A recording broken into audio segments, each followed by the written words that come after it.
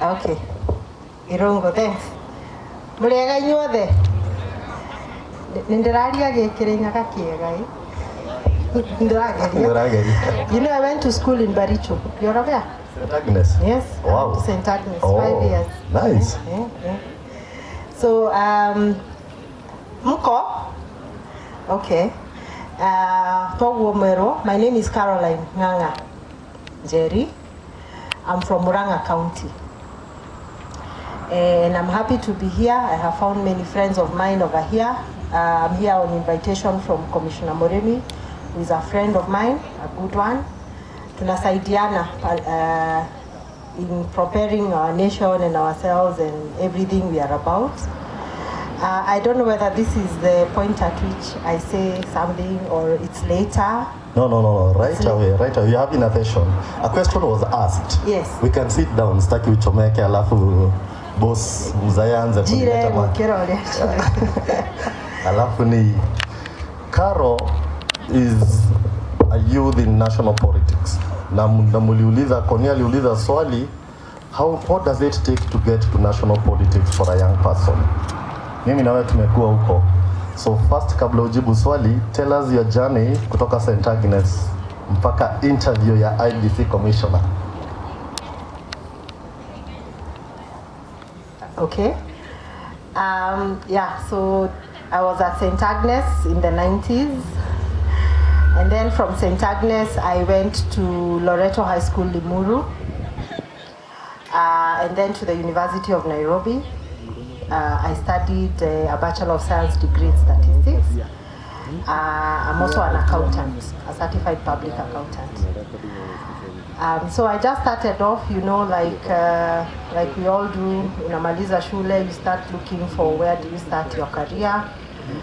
So I went to work for one of the audit firms. But before that, you see these things, they start showing up early. And you're almost not in control of what is happening to you. Things other people think are not important start to be of importance. When I was coming with Mweshiniwashi, I was telling her, sometimes I now work as an entrepreneur and I'll tell you about it. When business is good, I always ask myself, what is all this politics? I'm making some money. See, I just relax and, but this calling is usually bigger than you. You only think like that for one day. And then the next day you jump on to national duty because it is really national duty. Sometimes you may be comfortable. Maybe you're making money, you have a job, and you're able to take care of your family, so you think these are the things ni yao watu wengine. But if the country is not in good hands, even that business you can't do, even that job you won't have. So if the inner calling is there, you must respect it and put it out. So when I was at the University of Nairobi, I engaged a lot in student politics and I made a lot of networks at that time. So even when I left the university and went on to work, I'd still feel the need to respond to national duty, if you know what I mean. If I heard there was a meeting of young people like this, I'll feel the need to be there. If I hear leaders are somewhere where I'm invited, I'd go there, and you even use your own time and resources to be where people are and where decisions are being made. So I actively involved myself in that. And hence I made many friends. And along the way, you participate in a small way at the beginning, and then as you grow, as you're able to present yourself more, you start to go to bigger tables where decisions are being made. And I think the thing about these things ni kujitokeleza tu. You see, recently when I went to my friends and told them, I've seen this IBC commissioner job zimekuwa advertised. Yeah, I think I can do this thing,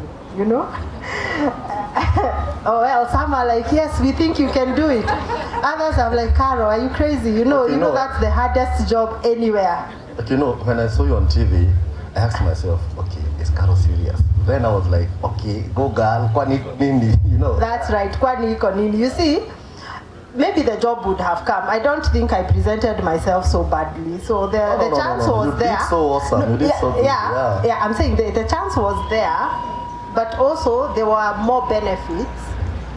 New York could show up. You know, when you show up, people are able to see you. And I think as young people, because generally we start off having nothing to bring on the table other than maybe our intellect, and your intellect will only be known if you speak, if you do things. Otherwise, if you sit with it, nobody knows if you have intellect or not, or passion, or you're hardworking, or you have insight. Those are the only things we have to take to the table when we are starting off as young people. So you must really just show up at any opportunity. Show up, create the image you want people to know you by. For some people, it takes a shorter time. Maybe for me, I'd say it didn't take a very long time for somebody to say, I know that girl, give her a chance. Because it's always someone. At that time, hakuna mtu anaweza jipeleka anywhere. It is, I have known you, and when I hear people asking about you, I'll say I know you and I know what you can do. And how do I know you and how you can do? It's because you showed up. Sasa, okay, when was your breakthrough to your first job in government? Okay, so in 2013, I involved myself with some friends of mine who were doing political work around trying to get the president in, and also at a more localized level in Muranga, trying to get our candidate to become, we had a candidate to become governor. And yes. Okay. Yeah, so it was in that process. Should I continue? It was in that process that I met and I had met many people over the time, and at this time in 2013, I had already been working for like 5 years from the university. Nilikuwa nimeanza kusikia nimetosha. I even went to pitch how I can become CEC finance in Muranga, and I wasn't playing all 28-year-old self. And I went and told the governor that's what he wanted. He kind of looked at me and thought I was joking, but yeah, I had already told him, and he had heard whether he did it or not. And I had told many other people that that's what I would want. I had just started working as a consultant. I had started to feel that I wanted to do something other than what I was doing at that time. So anyway, even if the one I wanted to become at that time, actually he didn't say he doesn't think I'm good enough. It was other dynamics. There are always other dynamics. Just like we said right now, even for the IBC job, you do well, but there are many dynamics. But your opportunity always comes.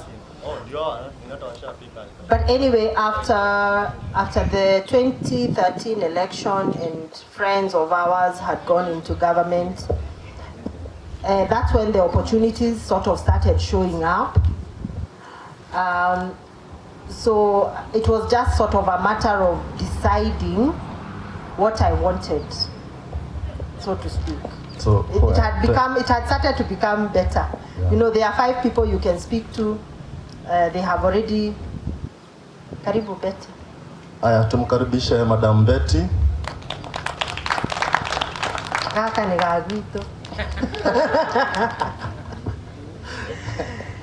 Yeah. So after 2013. Yeah. So opportunities are, and people you know, we usually joke even in circles where I am with Irongo, that sasa we have started to come of age. Unajua ukishaanza kujua watu wawili watatu, unajua CS watatu on phone call, PS moja hapa, you start to know you are coming of age.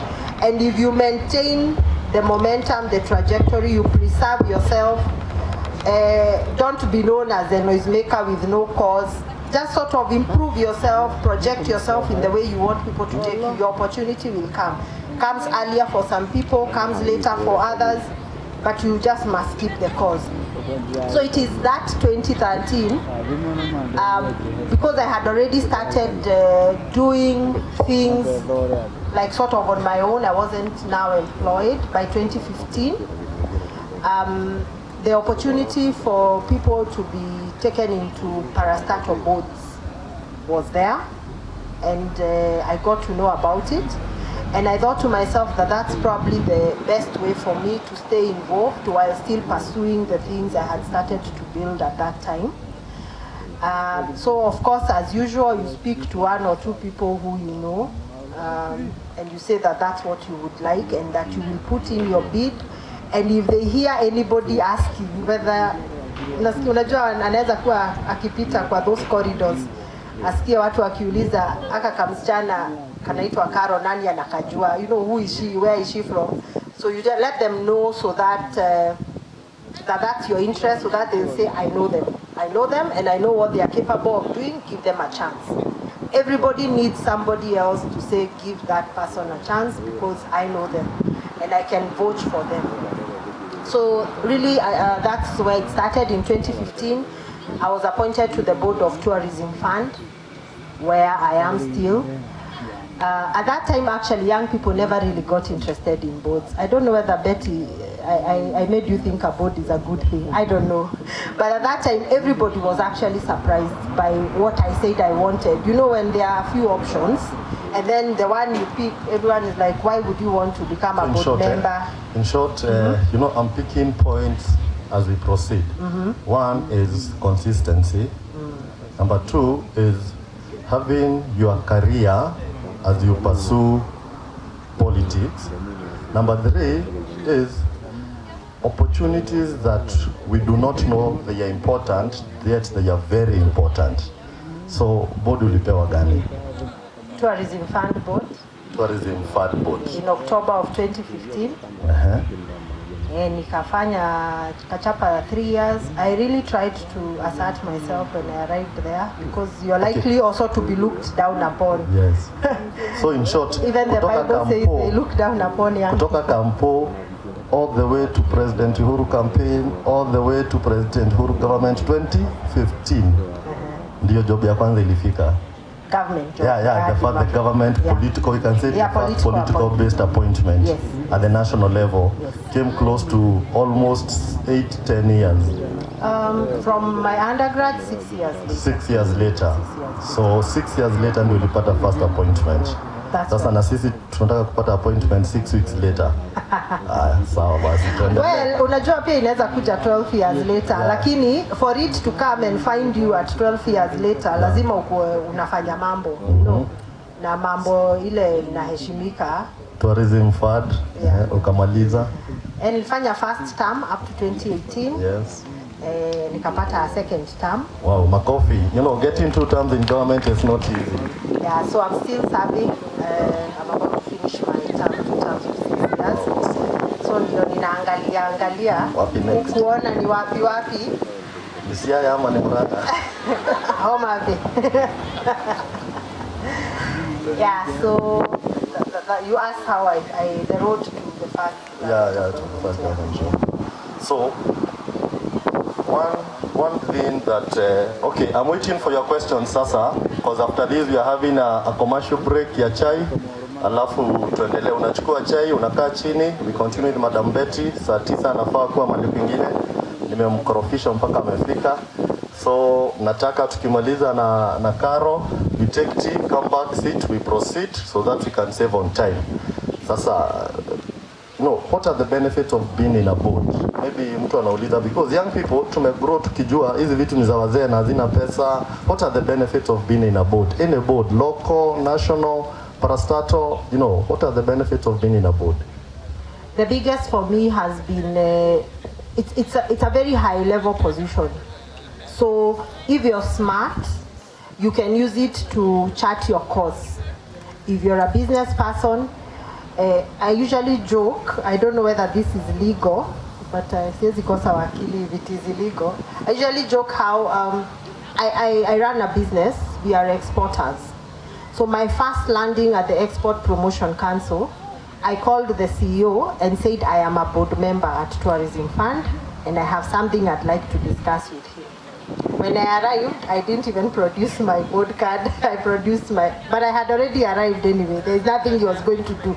Maybe had I said, I am an entrepreneur, I am interested in exporting, maybe 25 people had called him that day to say the same thing. So I don't know whether he would have listened. Or later, it became very useful that I was part of that system. So, I mean, there may be no big money benefit in terms of remuneration to self.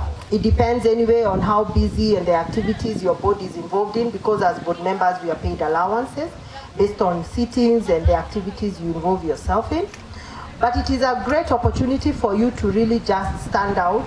And the thing is, and Betty will attest to the fact that I told her this, if you have your own cause, that's when being a board member is fruitful. Because now you will have this thing that maybe would have taken you 10 years to build, but because you've been given a platform, you can make a few of those calls like mine, and of course tell people when you show up in these platforms, you're only board member for half the time. The rest of the time you are who you are and the cause you're undertaking if you're a business What are you person. exporting?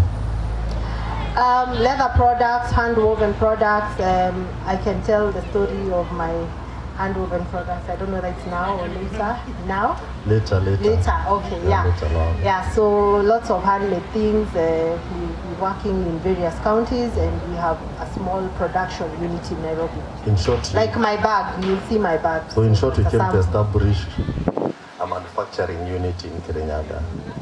Yeah, she will tell you I had already frog-marched her a few times to do a few things. So yeah, there's a lot of potential in that area. Of course, manufacturing is capital intensive, so a lot of young people struggle to even just start off. But if you start small, help somehow always comes, and I will explain later about how the route I took with my business was to tailor it as a social enterprise. That is, it was a business with a cause. Yeah? And in that way, somehow, help and support comes from all sorts of corners. Haya, makofi kwa director.